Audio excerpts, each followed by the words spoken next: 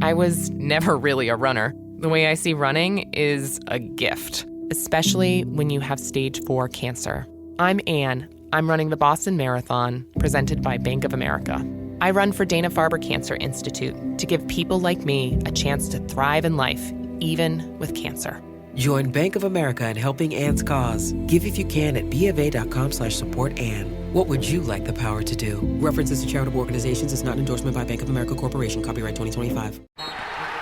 It's time for basketball, and Uber Eats is dropping deals on game day favorites to keep you locked in on the action. Like when you're craving a buzzer beater, but also buffalo wings. Or when an upset makes you want to ugly cry into a pizza. And right now, Uber Eats has game day deals from Burger King, Buffalo Wild Wings, KFC, and hundreds more local favorites. So you can keep your eyes on the ball and your hands on a burger. Order now, only on Uber Eats. Product availability varies by region. See app for details. Business taxes.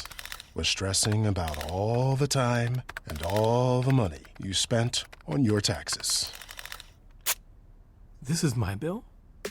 Now Business Taxes is a TurboTax small business expert who does your taxes for you and offers year-round advice at no additional cost, so you can keep more money in your business.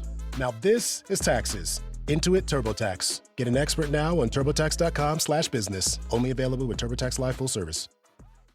This podcast is supported by Progressive, a leader in RV insurance. RVs are for sharing adventures with family, friends, and even your pets. So if you bring your cats and dogs along for the ride, you'll want Progressive RV insurance. They protect your cats and dogs like family by offering up to $1,000 in optional coverage for vet bills in case of an RV accident, making it a great companion for the responsible pet owner who loves to travel. See Progressive's other benefits and more when you quote RV insurance at Progressive.com today. Progressive Casualty Insurance Company and Affiliates. Pet injury is an additional coverage and subject to policy terms.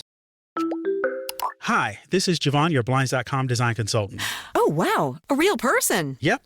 I'm here to help with everything from selecting the perfect window treatments to... Well, I've got a complicated project. No problem. I can even help schedule a professional measure and install. We can also send you samples fast and free. I just might have to do more. Whatever you need. So the first room we're looking at is for... Shop Blinds.com now and save up to 45% site-wide. Blinds.com. Rules and restrictions may apply.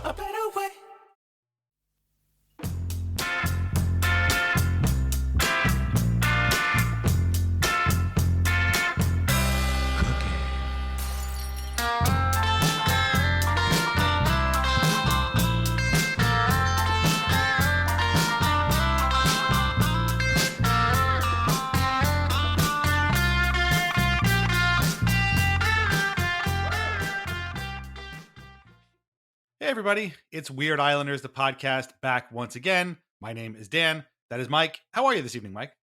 I am. I'm pretty good. I'm pretty excited. This is a team that is just bewildering, and a player that, for some reason, and we'll get to it when we reveal said player, but it's a name that just like sticks with you, even though I was pretty young at this time. This is I was like 7 or 8 during the season. But this name for me, like, just always says Islander, even though he's only here for a short period of time, because it's a little bit of a unique name, and I can always see it in that crazy font of the jerseys that they wore back then, that the nameplate.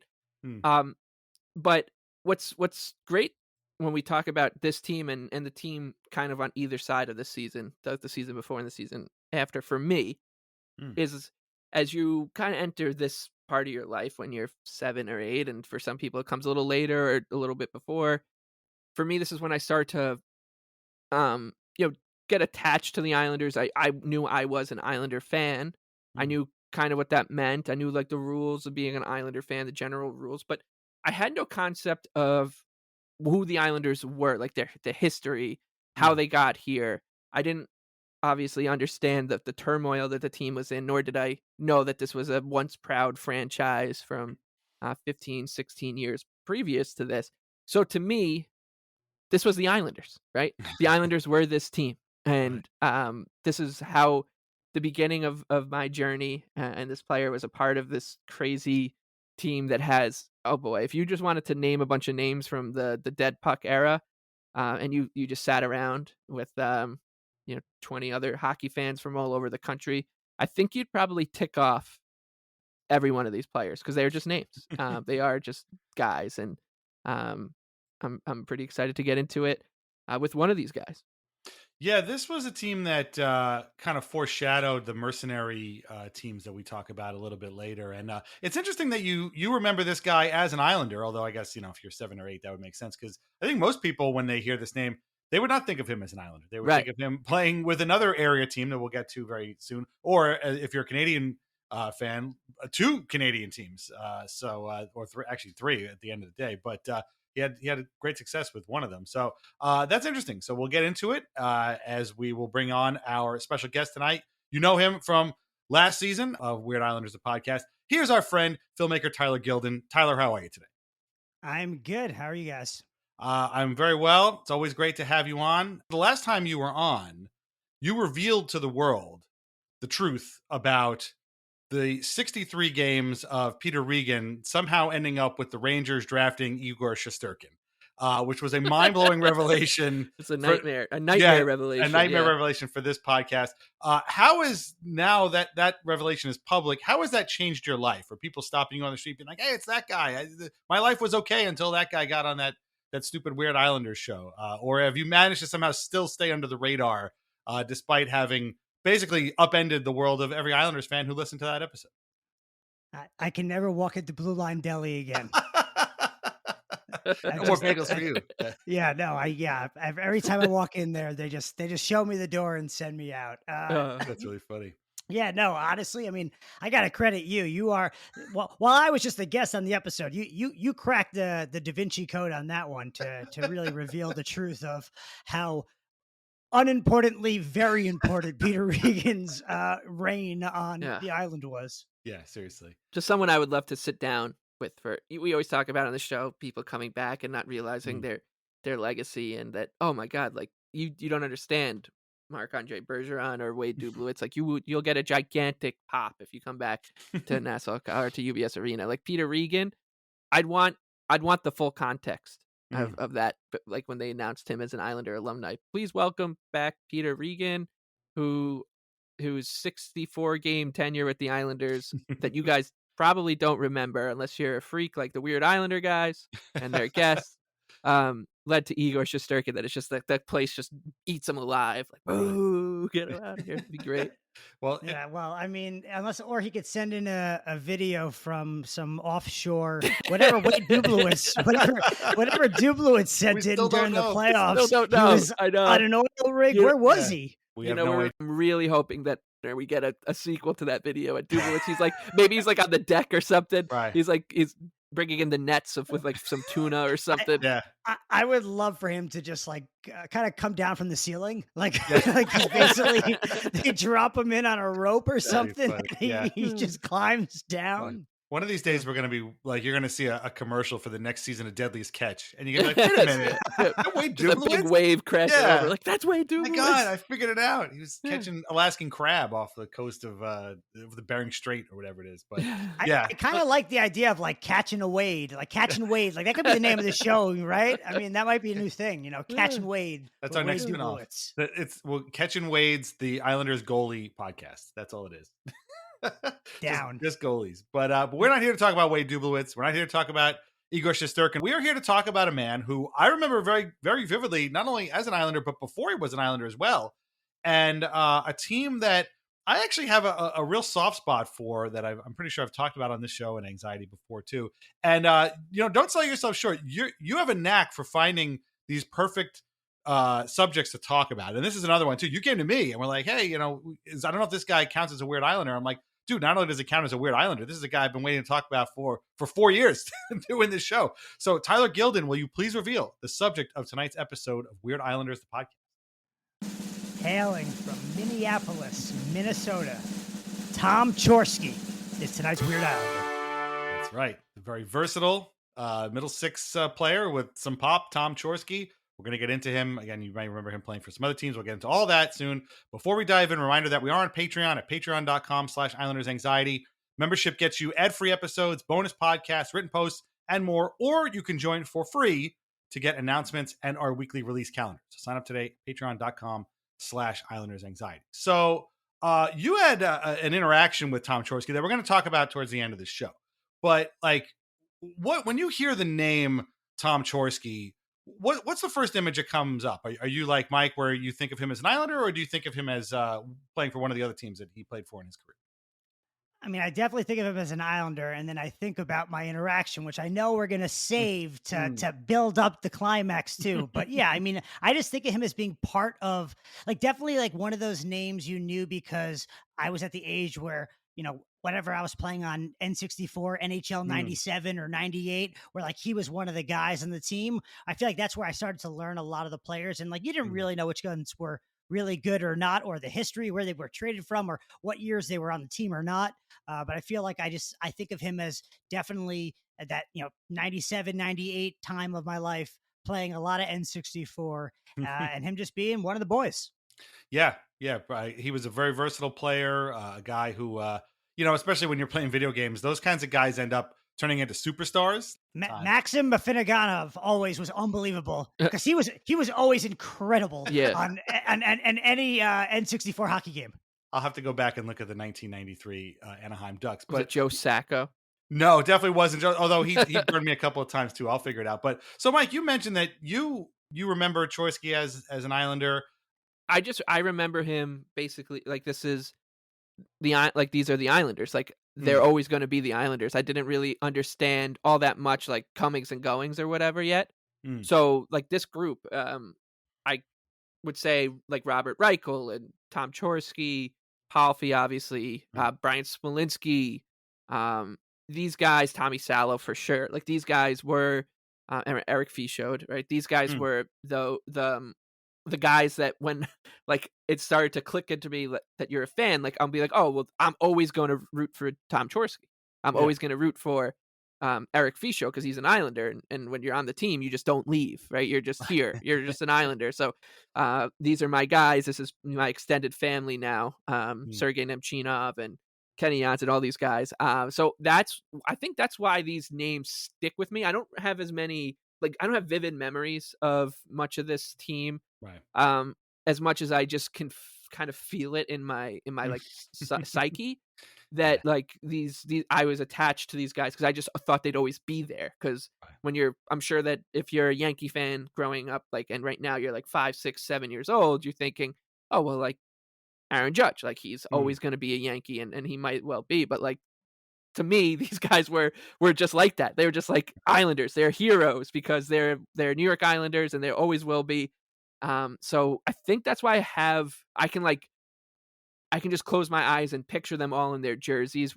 And it definitely helps that these jerseys were so outlandish with the waves. Like I said, the font, the huge font. Yeah. And I have a Ziggy Palffy jersey from this era.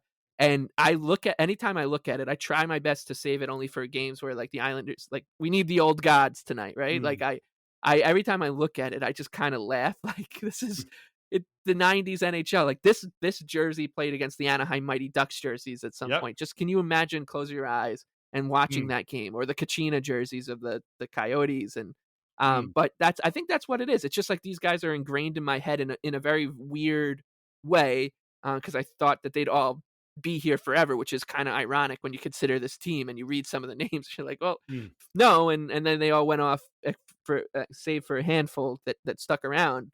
There's some real star power on this team. It's just unfortunately they weren't stars in the right place, the place that I thought they were supposed to be. No, and as I was telling you guys before we started talking, I have a real soft spot for this team, and I thought they were all stars, or at least they would have been the next season had they stuck together, but they did not. And this team will always be fascinating to me. And in an era when the Islanders missed the playoffs for 7 straight seasons, believe it or not, the 1997-98 Islanders came closer than any of them to making the playoffs. I know that's crazy. We'll get to the reasons why in a little bit. But let's talk about Tom Chorske. Really interesting player, moved around a lot. Again, like I said, he was a left wing, but real versatile player. I think he played center too a little bit, but he's known for killing penalties. And like Tyler said, he was from Minneapolis originally and was actually the first ever Mr. Hockey for the state of Minnesota, which is given out annually to the best high school player in the state. That's pretty wild. I'm pretty sure. I think Anders Lee was a Mr. Hockey too, wasn't he? And this is like a thing that goes on now. And I never knew that Tom Chorske, of all people, was the first one. He was the prototype. He's the Hobie Baker, I guess, of Minnesota, which is really kind of crazy. Gets drafted. How good were his numbers when he was younger? Pretty damn good, I guess. Yeah, no, he was a heck of a player in his home state, and he ended up playing for the U.S. national team, U.S. World Junior team as well. And he was a heck of a young player, to the point where he gets drafted in the first round, 6th overall by the Montreal Canadiens, which is kind of a huge deal. If you haven't listened to it, check out the Talkin' Isles episode from the Islanders with Tom Chorske. Greg and Corey do such a great job on that show, and I was able to listen to it today. And he talks about, like, that's a lot of pressure getting drafted 1st overall by the Montreal Canadiens at that time or any other time. And it was a big deal, and he had to live up to that for a long time. He really struggled at first, kind of living up there. He spent 2 seasons in Montreal. Second one wasn't too bad. 57 games, 9 goals, 11 assists for a 24-year-old, but it didn't last. And he ends up getting traded to the New Jersey Devils. And this is where I think most people may remember Chorske, because he had a real hand in that 95 Cup run. But he was traded to the Devils, get this, with Stefan Richer for 2 guys who played for the Islanders. One, Rolly Melanson, beloved backup goalie for the Dynasty team, and Kirk Muller, noted villain and forever Islanders hate magnet. This is a pretty wild trade. Now that I think about it, because this trade ended up helping the Devils win that 95 Stanley Cup for sure. Richer was a big part of them for years after Chorske was gone. But before we get to his Islander stuff, Tyler, do you have any recollection of Tom Chorske, New Jersey Devil, at all? Because to be honest, even though I saw him play as an Islander and, like, met him a couple of times in that season, I still think of him as a New Jersey Devil. It's kind of funny that way. But, like, do you have any memories of him being on that team? I really don't, because, I mean, he played for 94, 95 was his last year there. So, I mean, I'm, 5 years old. So I don't, I mean, at 5 years old, there's no way I know anything other than just whoever's on the Islanders, if I even knew them. So I feel like that's why he sticks out so much to me, because in, like, the years where you're starting to really, turn 7, 8, 9, like that's when he was on that team in 97 and 98. So yeah, to me, like, similar to kind of what Mike said, like, I just assumed, like, he's an Islander and, he'll always be an Islander, which ironically is what became the truth, 20 years later. That's the policy, but it certainly wasn't if you look at that team. Yeah, definitely. Now everybody's an Islander. I keep forgetting how much older I am than everybody we have on this show, including Mike.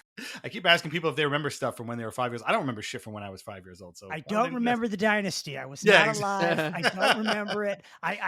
You'd think I would, have lived it, because it's been brought up so many times at every Islander game possible. They've all been honored. And but no, it's such a funny age to be at, because, like, once again, I assumed these players were always going to be Islanders, and I also assumed the experience of this team and what the Coliseum was like back then was also just always how it is for how it's going to be for the Islanders, and how it is everywhere in all sports. Like, oh, you're going to a Yankee game or a Ranger game, it's going to be just like going to Nassau Coliseum in the late 90s, where you show up and there's people protesting outside about a fisherman jersey and yelling about the general manager. The place is falling apart. The team stinks. Like, there's the GM is becoming the coach, and he's becoming the GM again. Bring a can of soup, you get free tickets. Yeah, exactly. Yeah. I probably showed up at a Yankee game, like, with a can of Campbell's. It's like, hey, where's my tickets to when the Tigers come to town next week? Right. And that's what, like, these group of names, like, this is the experience that they always bring back for me. Like, I can't tell you what like the name Tommy Salo does to me. As soon as I hear the name Tommy Salo, and we have had plenty of conversations on the show about Tommy Salo, and just in my life as an Islander fan about Tommy Salo. And I can guarantee you, anytime you just say the words Tommy Salo to me, the first, like, split second after I hear it for the first time in the conversation, I, like, get transported back, and I'm like, whoa.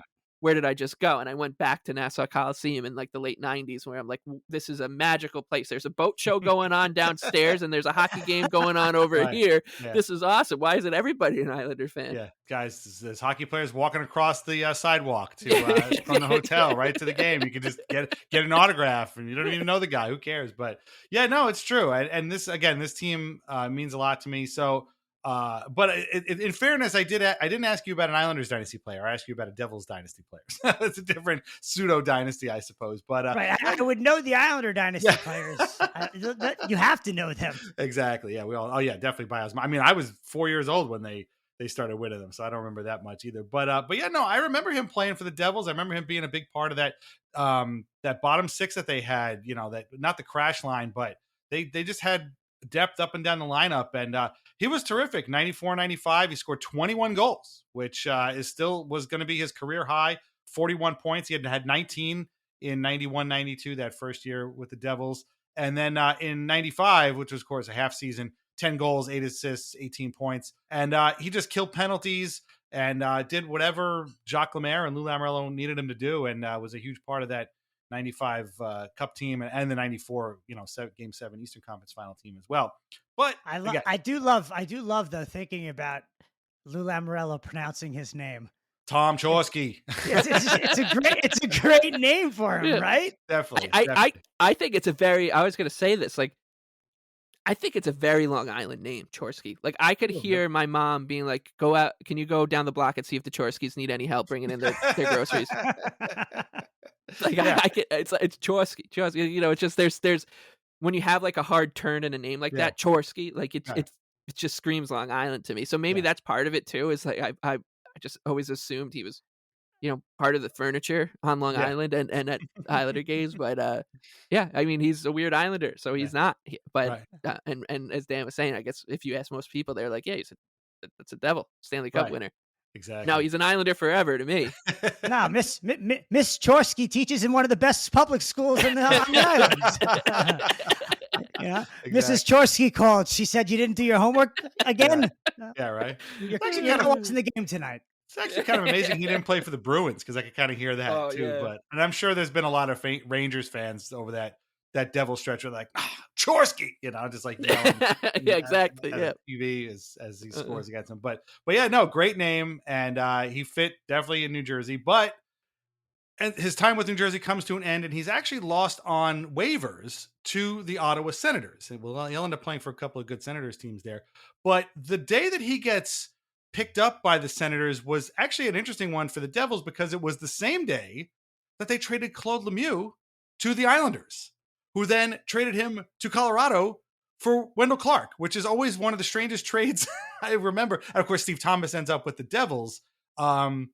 I'm pretty sure we talked about this trade when we talked about Wendell Clark on our episode with Down Goes Brown, but like for Chorske to have also been lost on this day must have been pretty shocking for some Devils fans, I think. I mean, hey, these two guys helped us win a Stanley Cup, and now they're both gone. I feel like Claude Lemieux, every time he was traded or go to a new team, it felt like this too. Right. I don't know. I feel like a lot of fan bases adopt him as their own. Maybe is that the right way to say it? Like, Claude Lemieux is a Devil. Like, Claude Lemieux is an Avalanche. He's a whatever, a Canadian, whoever else he went with. So, that must have been a strange one for Devils fans. Definitely more like, I bet you the conversation is, I remember that's the day that we traded Claude Lemieux. Oh, and also Tom Chorske. Yeah. Yeah, that's true too. But I mean, they got Steve Thomas out of it, who ended up being pretty good for them. And again, Stumpy had a fun tour, man. He did. It's just all over them. I mean, he played for a lot of teams. He played for he wore a lot of fun jerseys as well. Like, definitely. So definitely. He wore that. I think he wore that. He was on that Ducks team with Paul Kariya when Paul Kariya got knocked out by Scott Stevens. Like, that went to the finals. Yeah. Yeah, you watch those documentaries about that hit, and all of a sudden you see 32 Thomas. I'm like, that can't be Steve Thomas, and it is Steve. Yeah. That team's incredible with Adam Oates and Sandis Ozolinsh. Peter Sikora was on that team too. Peter Sikora, exactly. Yes, what a great team. And now a word from our sponsors. First is always VintageIceHockey.com, where you can get t-shirts, hoodies, jerseys, and more featuring over 100 classic hockey logos. Vintage Ice Hockey now carries a full line of Islanders Anxiety merch featuring our blue and orange brain logo, as well as our Al Arbor and the Island shirts. And as always, our portion of the sales go directly to the Center for Dementia Research. That is VintageIceHockey.com. Try wines from the Pinot Project. They offer a rosé, a Pinot Grigio, and a Pinot Noir that was named a top 100 best buy by Wine Enthusiast magazine. All are delicious, priced at less than $15 a bottle, and available at local wine shops and at UBS Arena. Learn more at thepinotproject.com. Please drink responsibly. Back to Tom Chorske. He lands in Ottawa. I had no recollection of him playing in Ottawa really at all, but he had two really good seasons for the Senators team that started making the playoffs, was starting to come up. Wasn't on their like later, cup final teams or anything, but the 96, 97 Senators, those were just a couple of pretty damn good teams. I remember that I think one of those years they played the Sabres in the playoffs and made a lot of noise. And I think, they played the Devils one year in the playoffs and beat them. So that was kind of a huge deal. He had 18 goals for them in 96, 97. But again, he's the kind of guy who, as good as he was, as versatile as he was, as useful as he was, always kind of find himself on the outs because there's always somebody else coming up who is younger and probably making less money. And so Chorske ends up coming to the Islanders from the Senators via the waiver draft, which again is what brought Chris Osgood to the Islanders a couple of years later. So it was a lot of fun. This waiver draft day, by the way, was great because Tim Taylor, remember Tim Taylor? Played for the Rangers, played for the Lightning for a little while. He ended up going to the Bruins in that day. And also Robert Lang. I remember Robert Lang being like a really, really good player in the 90s. Played for the Penguins for a while. He also ended up kind of I always wanted Robert Lang on the Islanders. Because he great mullet. Great mullet, and was one of those players that even in his advantage, he played well into the the 2010s? Yes. He was playing for, I remember he played for the Coyotes at one point, and no matter Yeah. how old he was, he was just hands, right? He had like very silky hands. Yeah. And I was like, this guy, he'd be a lot of fun. He would be a lot of fun to have on the Islanders. And obviously never came. He was way too good for the Islanders. Yeah. Scored goals wherever he went, which is exactly, except for the LA Kings where he started. That's the only team he didn't score any goals for.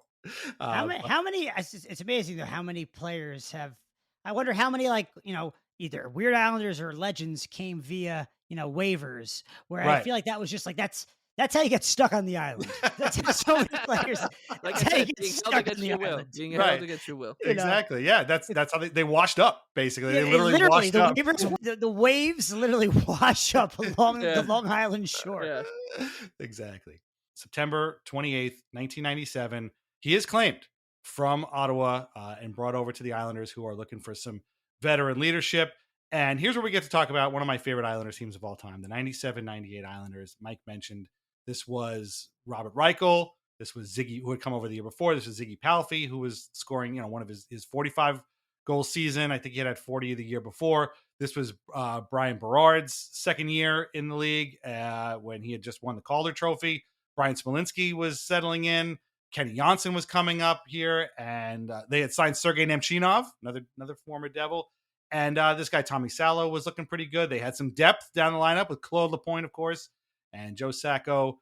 And they had some bruisers on the blue line, Rich Pilon, and 20-year-old Slovakian import named Zdeno Chara, who I found out via the Talk on Isles podcast, was actually Chorske's roommate for a while, which is pretty funny. You should hear him tell the story. And also Doug Huda, whatever happened to him. Anyway, this team on paper, I thought was going to be pretty good. I thought they can hang with Reichel and Palffy had a lot of chemistry. This was the season I was an intern for Stan Fischler. So I was going to kind of get up and personal with them and talk to them. And I got to, meet with some of these guys and interview them for Stan, which was a lot of fun. But I thought this team was going to be pretty good. And it turned out they were, but they also weren't. So chance up the face off, left hand save by Osgood. Loose puck is still there. Chorske with a chance. Scored! Tom Chorske shoved it underneath Osgood, who thought he had it covered. And again, off a face-off deep in the offensive zone. It's been the Red Wings that have taken advantage, and now the Islanders have regained the lead at 3-2. Third goal of the year for Tom Chorske, and he has had a real good start so far. The faceoff looked like it was won by the Red Wings.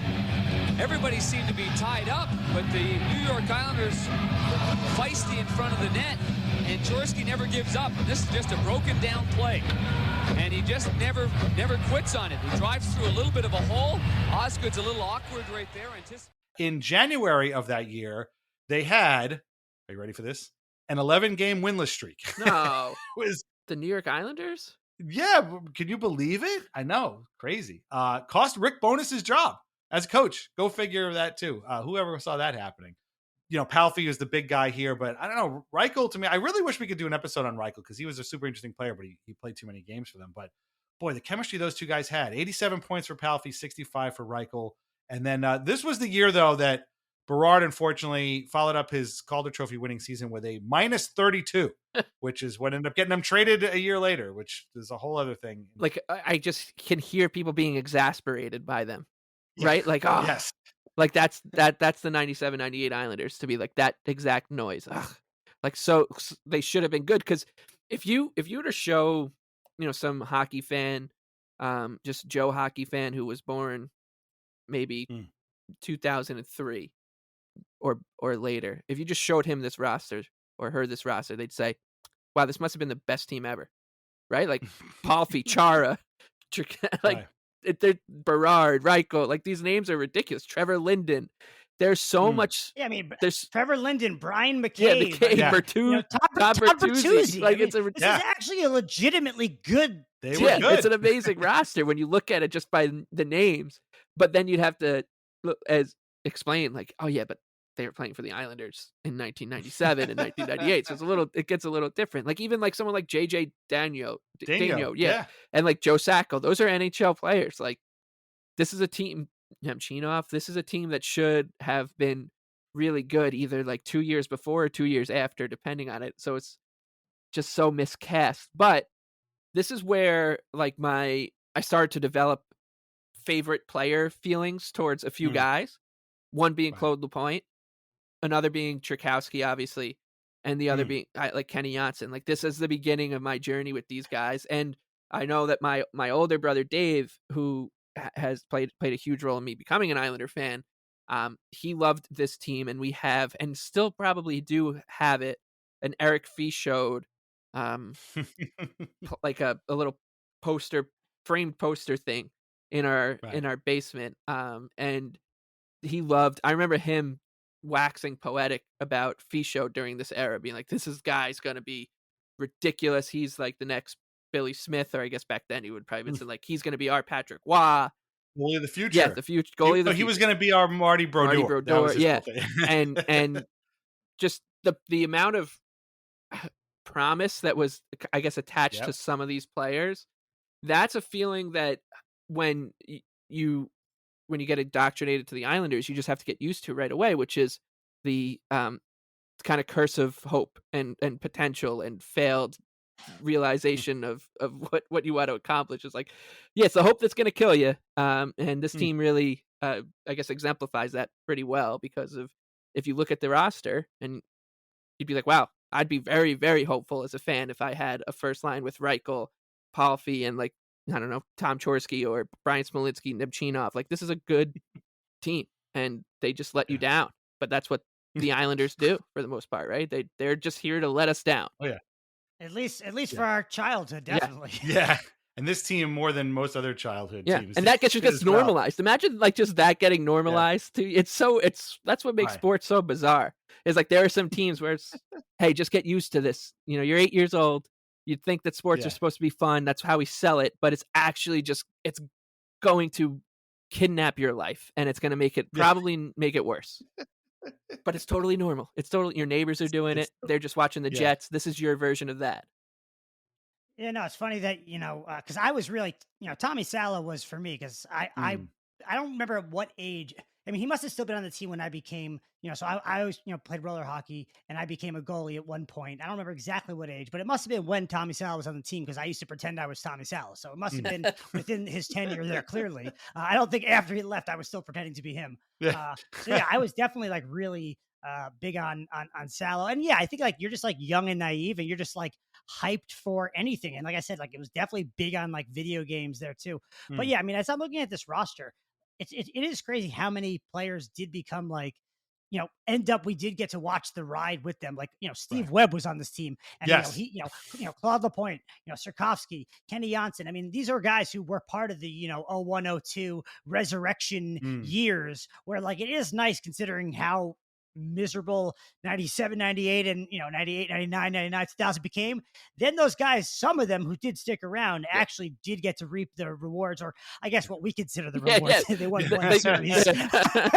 They won one series, but to me, it was amazing. Yeah. Oh, definitely. That's definitely. why that when they named Chorske, not Chorske, when they named LaPointe, Janssen, and the three stars of that game where they clinched. Yeah.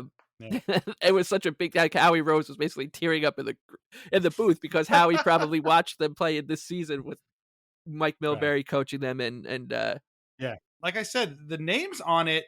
You look at it on paper, this is a pretty good team. But what's funny is, so then late in the season, it was I believe it was February something. They make the big trade that sends Bertuzzi and McCabe to Vancouver for Trevor Linden. And as I think I mentioned on our Trevor Linden episode with our friend John Zella, I was hugely excited. I loved Trevor Linden before he became an Islander when he was a Canuck. And now he's coming here, and they made him the captain right away. And this team, believe it or not, was somehow not mathematically eliminated from the playoffs at the time that they got Trevor Linden. They needed to put together a big push, and it may come to shock you that they did not. But they needed a big push, but they weren't mathematically eliminated. So hope was alive. I was really hoping that Trevor would be the big catalyst for that. And of course, it didn't turn out that way. They had I believe, 8-game winless streak at some point, or maybe I think it was 5 or 6 games maybe. And that kind of spelled doom. They ended up finishing 12 points out of the playoffs behind the, I guess, first year Carolina Hurricanes at that point with 71 points. But going into the next season, I was super hype. And I thought that this was going to be a good team. Again, if they brought back more or less the same team, I thought they would have been pretty good. Maybe they get a new coach. Well, they didn't get a new coach. It was still Mike Milbury the next year.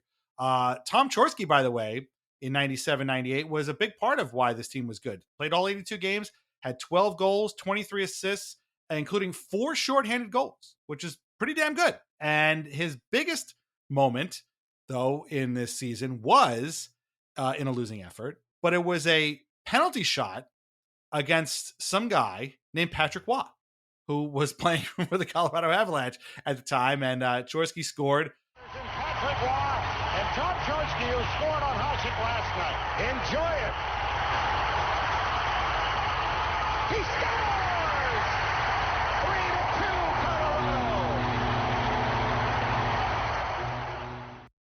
The videos on YouTube of this are from the Stone Ages, but I highly recommend you seeking it out and watching it. And I'll put it in here. And it was a huge moment for that team to actually score a goal on Patrick Waugh. And actually the night before, and they mentioned this in the broadcast, he had scored on Dominic Hasek. So scoring on Hasek and Waugh in back-to-back nights or the same week, I would have just retired if I was Tom Chorske. But do you think Waugh remembers this? You think this was part of his, coming to the island? He's like, ever since that Tom Chorske goal, I've had to resurrect my reputation on the island. It's actually funny you mentioned that because Chorske talks on the Talking Isles podcast that he knew Waugh because they had played in Montreal together. And Chorske says that he knew Waugh was mad because he didn't like to let any goals in, even in practice. And so you're joking and we're having a good laugh, but he probably does remember that. That penalty shot in this shitty Coliseum with this stupid guy in this stupid uniform, my friend scoring on me. And Waugh actually caused the penalty shot. He actually inadvertently dropped his stick or something, which is what caused the penalty shot in the first place. So he was already mad that he caused the penalty shot. And then he was even more mad that he gave up, the goal, but they won anyway. So who cares? I mean, I think the Islanders, I think they beat the Avalanche maybe one time in that era. For them, that might have been. I think Claude Lapointe might have had 2 goals against them one time. But and you think in that moment, Tom Chorske was like, "One day I'm going to be a Weird Islander," and Patrick Waugh was like, "One day I'm going to be a Weird Islander coach." Weird Islanders. Well, hopefully he's not a Weird Islanders coach. We'll see. Hopefully, no. Hopefully he is the of all time, but it will never not be weird. Oh no, exactly. Yeah. Patrick Waugh. Yeah, there's sometimes where you just got to hand out some special dispensation to some Weird Islanders, and even if Patrick Waugh ends up coaching 900 games for the Islanders, he's still going. It'll never not be weird, right? Right. Definitely. But no, I mean. Every Islander at this time was weird. Yeah. Again, as no, I said, the those uniforms made them so weird. I think that's something I can't really even comprehend about the Islanders of this era was these guys were professional hockey players, and Trevor Linden is such a good example of it coming from Vancouver, and you get put on Long Island, and you're given these weird jerseys. The building's already starting to fall apart. There's criminals everywhere running the team. Like, what is going through your mind when you are suiting up for a game and you're putting this jersey on, and maybe they don't think about it like this, but like, what does this logo represent? What is a New York Islander? It's like at this time the Anaheim Ducks were 3 or 4 years old, whatever it was, and they had more kind of like prestige to them. Sure, right. They were owned by Disney, for God's sake. Yeah, exactly, right? Like, it's and for these guys like Tom Chorske, who's 2 years removed from winning a Stanley Cup for Lou Lamoriello and that Devils team. Now you're here, you're just thinking, like, what am I doing here? Like, there's so many good pictures of this era of these players like sitting on the bench, and they all have the same 1,000-yard stare on. And it really makes you think that these guys, and this has kind of seeped into, I think, the psyche of being an Islander fan, is that they are here against their will. They're all being held here against their will. And that has never really left my brain, because as I joke on Islanders anxiety a lot, when any new season starts, I like do a big sigh of relief when I'm like, okay, they're all back. Like, they all want to still be here. They want to play for the New York Islanders.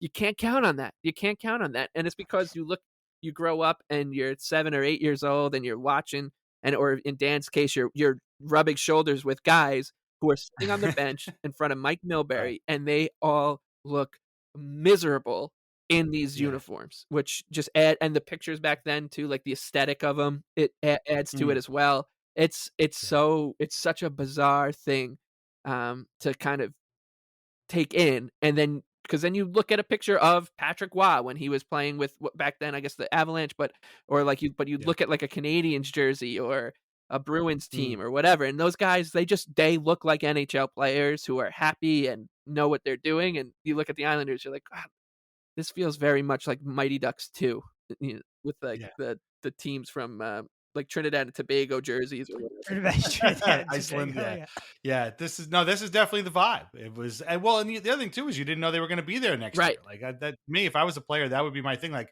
where is this team going to be next year? And this was right after the Spano fiasco, and the ownership went back to John Pickett. It would eventually go to Milsteins and Gluckstern, which really wasn't any better than Spano, and they would be gone. And then eventually Charles Wong as well. But so good, so good, so good. Just in and so good. Thousands of spring finds up to 70% off are at Nordstrom Rack stores now. And that means thousands of fresh reasons to rack. How did I not know Rack has Adidas? Vince, Calvin Klein, Rag & Bone? Obsessed. Why do we rack? For the hottest deals. Save on Madewell, Kate Spade New York, Sam Edelman, Joe's, and more. Great brands, great prices.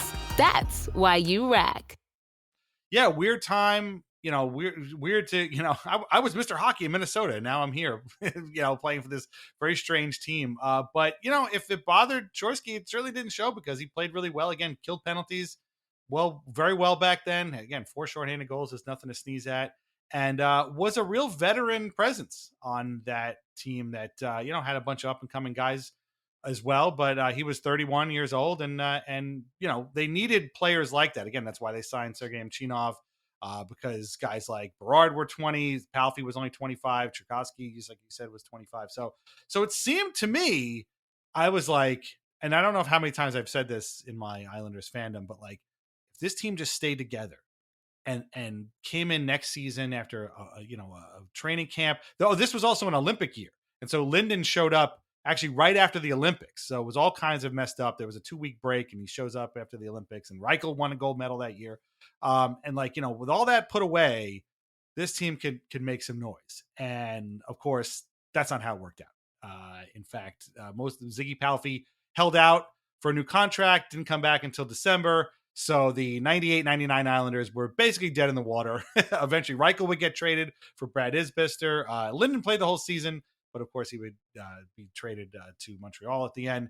And Tom Chorske lasted all of 2 games before he was on the move again. Now, he would eventually end up getting traded to Washington, but here's my funny Tom Chorske interaction. So At this time, I had moved from being an intern for Stan Fisher to being an intern for the Islanders and was writing for their Game Time program alongside Kerry Guider, who is still with the team and is like Lou Lamoriello's right-hand guy now. And one of my jobs was to get quotes from players about the incoming teams. And so I have the first issue of Game Time. It's dated October 10th, 1998. Tommy Salo is on the cover. By now, they've changed to the uniforms with the patch with the 4 stripes on it. So they don't no more wavy gravy thing going on here. And I got some quotes from some players about the Penguins who were coming in to play them in the home opener that week. And one of them was Tom Chorske. And I got 3 quotes here. One on Tom Barrasso. He's a big goalie. Spent a lot of years in the league. He catches with his right hand. Good quotes. He talks about the Penguins had lost Ron Francis, who had signed with the Hurricanes because they just couldn't pay him any money. And Chorske said to Francis, not having him around makes the Penguins a little easier.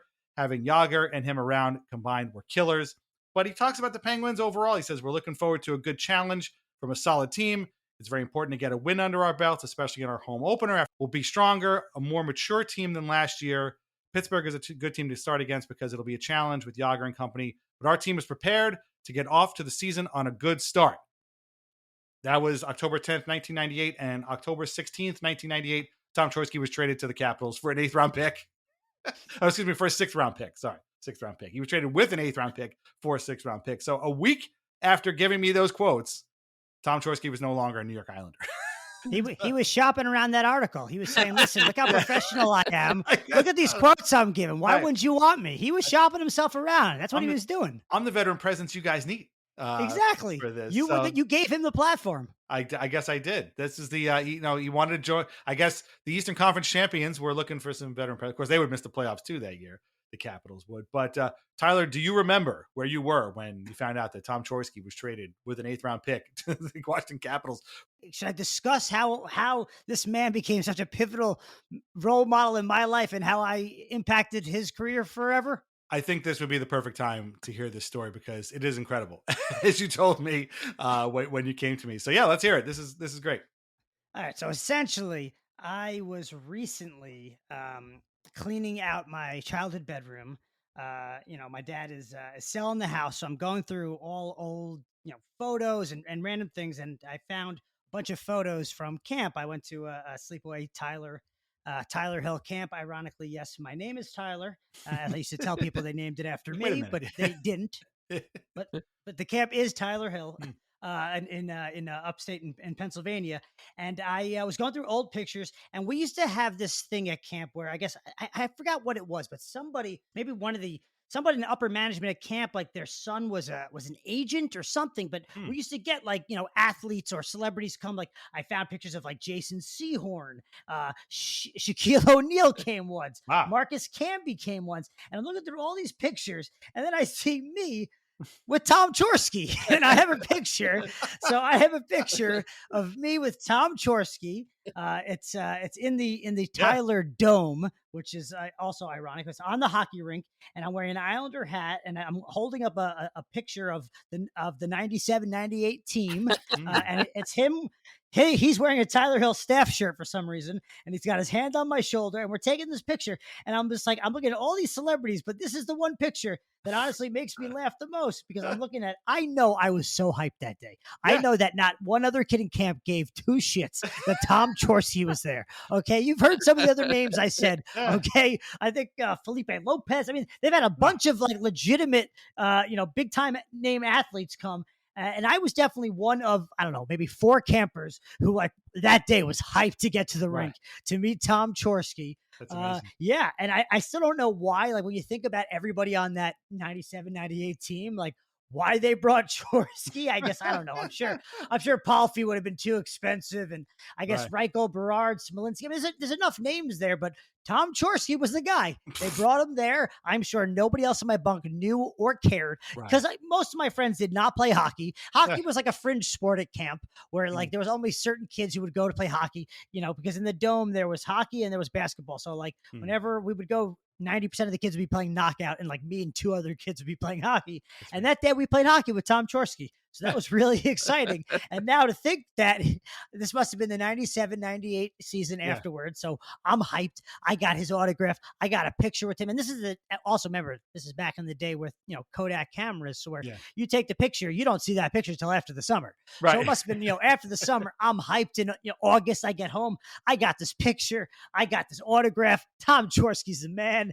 And he played 2 games the next season before he was shipped off. My hero, my guy, 2 games and he was out. That was all he got. That's me. I'm looking at the picture right now. You got the thing you said, the piece of paper. You're wearing your Islanders hat.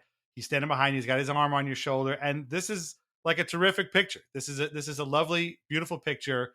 If you know who Tom Chorske is, and like we are 3 of very few people aside from Tom Chorske himself who knows who this man is. And so like I could look at this picture and be like, that is friggin' awesome.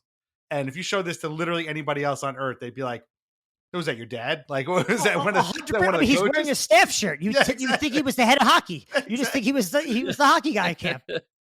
It's very strange. Very strange. Well, do you remember like talking to him? Like, did he say anything or? I mean, it must have been, and actually it's funny. I have another picture I found when Bobby Nystrom came. Oh, okay. More people were hyped about Bobby Nystrom, Sure, naturally. But yeah, I mean, I don't remember much because I must have been, my 8 or 9 years old. I just remember I remember that day it being such a big deal. Obviously I'm wearing an Islander hat. I'm all excited to get to the rink, but yeah, I mean, I'm sure he did like some typical, clinic for the 7 kids who came. I'm sure he ran a clinic or something. And yeah, he was nice enough to take a picture and give autographs. So, Tom Chorske will always be good in my book. And honestly, I was so happy I found this picture. It really is a great picture. The fact that you have a picture with an Islander that wasn't taken at adventure too is also very prized. that makes it a very, very rare item. This is kind of crazy. I mean, Mike, what are your thoughts on this? Like, not only Chorske kind of coming to this thing and meeting these kids probably weeks before he was traded to the Capitals, but it's pretty wild that we get excited for these kinds of guys to meet us when we're kids, like you said, when you're kind of forming that fandom. These kind of interactions are priceless. Like you'll never lose this kind of thing. Exactly. That's it. And there's nothing that makes me kind of just like laugh to myself than when I think about like the late 90s, early 2000s Northeast, especially in like the New York metro area, the bar mitzvah circuit. I feel like, Allen Houston was always popping up or whatever. and John Starks is at this one and whatever. But then people would be so excited, like they come to school the next weekend or the next week and be like, oh, I got Allen Houston's autograph at my friend's bar mitzvah. And I'd be like, yeah, well, I ran into Kip Miller at this place. And they'd be like, well, that means absolutely nothing to me, but it means the world to me. So, but that's that's what growing up as an Islander fan in this era is all about. It's like, yeah, you might think it's amazing that you got to meet Larry Johnson, but I took a picture with Ken Belanger outside of Nassau Coliseum, and it's so cool. Like that's just the best, man. I think at one point we're just gonna have to get a quilt made, and everyone that is a patron or something can submit their favorite picture with an Islander, a weird Islander, because you just would have so many. From Adventureland to sleepaway camps to bar mitzvahs all over the place, people at like pizzerias or delis, and it'd just be just the collection of people that you'd see and the look on your face of just sheer joy. That I have a picture with Bruno Gervais, and this is embarrassingly enough when I was much older. I was probably 17 or so at the time, but I just have this shit eating grin on my face because and my friend Dylan is in the picture with me. We're just both so excited to be standing with Bruno Gervais because he's like an Islander. He understands what we've been through, and we understand what he's going through playing for this stupid team. So it's just there's nothing that makes me happier than hearing stories like this. Yeah, it's true. These guys, again, the Adventureland circuit. I mean, how many season ticket holders have pictures with all kinds of half the people we've talked about on this show, and probably will talk about just because they were there, and it's fun. So Chorske finishes his Islanders tenure with 84 games played, just a little over a season, obviously. 12 goals, 24 assists, 36 points, 4 shorthanded goals, as I mentioned before. And it's pretty good. And a weird, but in a weird sort of combined year and change, which is not something we see all that much with these guys. Usually they're gone, before their season comes up, or, they hang around for a full season and then gone in the off season. But 84 games, just 2 games into the 98-99 season, just shortly after meeting Tyler at his camp, shortly after giving me these BS quotes for Game Time magazine, ends up getting traded to Washington. And then he didn't stay in Washington for very long. He's spent 17 games as a Capital, so he's a weird Capital too, before getting traded again to Calgary, where he spent 7 games, although his trade to Calgary ended up getting a couple of guys to LA and another player to Washington. It was a complicated trade that just ended up with Tom Chorske playing 7 games as a Calgary Flame. It's really weird. Here's another fun fact about this. Not only did he play for 3 teams in the same season, which is, pretty rare, scored 0 goals for any of them. In fact, he just finished that season with 3 entire points. He did pick up an assist in one of those 2 games as an Islander. So there you go. And 2 assists in 17 games as a Capital. So, yeah, he must have been hurt because I don't think he was playing in the minors or anything. So that is an incredibly hard thing to accomplish. Tell me about it.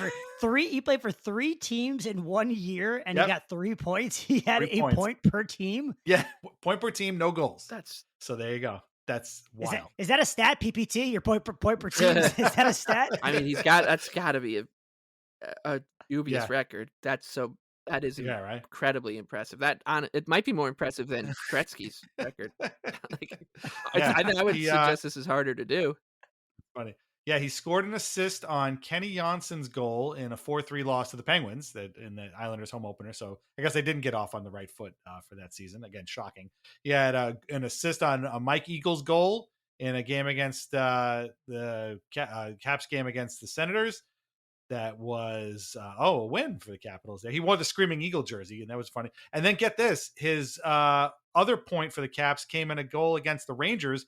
It was scored by Enrico Ciccone. There's a name you haven't heard in a long time. It was a 1-1 tie. So, quite a season for Mr. Chorske. 0 points as a Calgary Flame in those 7 games. But he wasn't done. He did play 1 more season, 33 games for the Penguins in 1999-2000. He had 1 final goal and 5 assists before retiring. And after retirement, he's had a varied career. He went into broadcasting for a little time. He's been in business development for a while. He does a lot of interviews, a lot of podcasts and things like that. And again, check out the Talking Isles podcast. He's a pretty interesting guy, really sharp, remembers a lot of these stuff, has got some fun Lou Lamoriello stories. But just the kind of guy I think that, he was elected into the Minnesota Hockey Hall of Fame in 2017 because, of course, Mr. Hockey, first ever Mr. Hockey for Minnesota, and a fine example of Minnesotan hockey power all these years later. So, yeah, I mean, this is the kind of guy who I really like, and still to this day, he's not quite like a Casey Cizikas type. They're a little bit different, but man, you take a depth player that kills penalties, scores goals, knows how to play defense, and shows up even when the team is bad. I'm a fan for life. It's just, to me, I just love that kind of stuff. And Tom Chorske's always been a guy. He actually was at a place near here, like a memorabilia place that used to be around just a few minutes from my house. They closed recently during the pandemic, and he was signing autographs. And I couldn't go, but I really contemplated going. And I knew if I got, I live in New Jersey, so I would have definitely been the only non-Devils fan there, and most surely the only Islanders fan there. And I wanted to bring my Game Time program and be like, I don't know if you remember this. You probably don't, but I was an intern for the Islanders. I talked to you for 5 minutes. You gave me a bunch of quotes. I'm sure you would have been like, no, I talked to a lot of people and I don't remember. But I always wanted to do that because I was just a fan at the time. It was kind of cool to talk to this guy. And he had a great career, for a guy who won 1 Stanley Cup is a lot of people don't get that, but he had some really great seasons and was a very valuable player on a bunch of really, really darn good teams. And also he played for the Islanders at the 97-98 Islanders that almost made the playoffs, except that they didn't. We should make a deal though. Next time he's around, I'm gonna Yeah. bring my photo. Oh my You'll God. bring the magazine, and we'll both get them signed. Because I mean, ultimately, he might not want to look at us though, because we might have been what changed his career trajectory. 'Cause exactly. after meeting me at my camp and doing your interview, he scored 3 points for 3 teams. That was the worst time of my for the life. rest of the I'm season. gonna say, yeah. He's like, oh my God, my Not life you went two off the again. rails. That trade was the worst thing that ever happened to me. You might say, I don't know, probably not, but he was very nice to Greg and Corey on their podcast. So yeah, I don't think. Well, because they weren't the ones who jinxed him; it was us. That's true. That's true. We loved him too much. We flew too close to the Chorske. So Tyler, sort of overall thoughts on Tom Chorske, the player. You met him. You talked with him for a few minutes as a little kid. He kind of predated your most fervent hockey fandom, but I feel it's safe to say that you have some pretty good memories of this guy. I mean, honestly, this is looking at this photo is just great. It's just such a nostalgic photo. Even just like the type of hat I'm wearing. I don't know why it's bent the rim that way, but who knows? You're a kid. Every kid's hat is bent in a weird way. It's such a dorky bent rim hat. But yeah, I mean, honestly, it just brings back memories. Like I'm at summer camp, a happy place. I'm meeting an Islander. Like I know at this moment, I'm obviously very happy. So yeah, I mean, shout out to Tom Chorske, and also just following, his career, recently looking and seeing the stuff that he's done. And yeah, obviously on the ice, it didn't last much longer after he met me. He'll never meet a kid at a camp that's named after him. But other than that, like, I mean, yeah, he's Tom Chorske. He's the man in my book. Yeah, definitely. Yeah, I mean, this is just an episode that, for me, just flushes back memories of the very beginning of my journey. Like the very, very beginning of my journey as an Islander fan. So, whether that's a good thing or a bad thing, it's very vivid in my head. Like the pictures, the teal, the losing, the Ziggy Palffy, the whole thing. It's like a very strange carnival for the senses, this team. And just the name Chorske to me brings those memories back. And I guess it's weird that his name has just stuck with me as an Islander from this era. That like the Sackos and Smolinskis of too. Like for some reason he rings Islander to me, and that is simply not the case. He is is very much a not an Islander like piece of the Islander fabric, but to some, especially Tyler, he is. But he's not an Islanders legend. We can't say that, but he definitely was an Islander, and a pretty darn good one at that. So Tyler, I hope you've enjoyed your second stint here. We'll get you on again at some point, and obviously now this is 2 classic episodes you've done. You're a filmmaker. You work on a lot of projects. Anything you can kind of give us little tips on here that maybe you're working on? We can kind of keep an eye out for. Nothing too immediate in terms of I have been working on a documentary that is ironically summer camp related. It has nothing to do with the athletes from my childhood coming to visit. But I have been working for 4 years now on a summer camp related documentary in a different vein. But yeah, nothing. Otherwise, just a lot of commercial work, a bunch of projects in development. It's an ongoing process, but I always enjoy listening to you guys, and I look forward to going for the hat trick.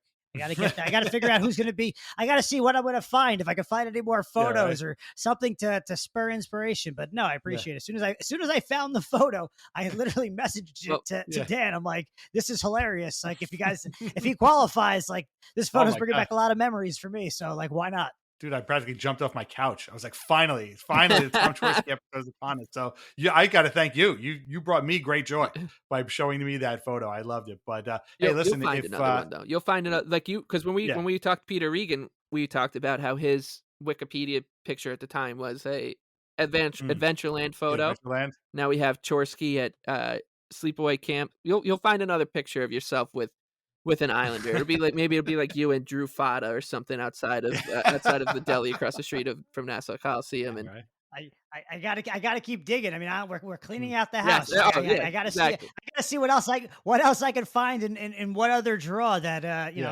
will hold the great esteem as the shoulder that Tom Chorske gently put his hand on and just he just really lifted me up. That's really funny. I don't have any pictures of me with any Islanders now that I think about it. I got to look. I don't think I have any. Well, when we go and we meet Tom Chorske at his next signing event, we'll get a picture of the three of us. We'll apologize for, cursing his career. His life. Yeah. But he's doing well. So maybe, it was a blessing. Maybe it's true. Well, we'll have to find out. Hopefully he'll come around and we can do that. Hopefully next alumni night. We'll see. But this has been great. Thanks for coming on again. Thank you so much, guys. You guys are great. I really enjoyed the show. Thanks.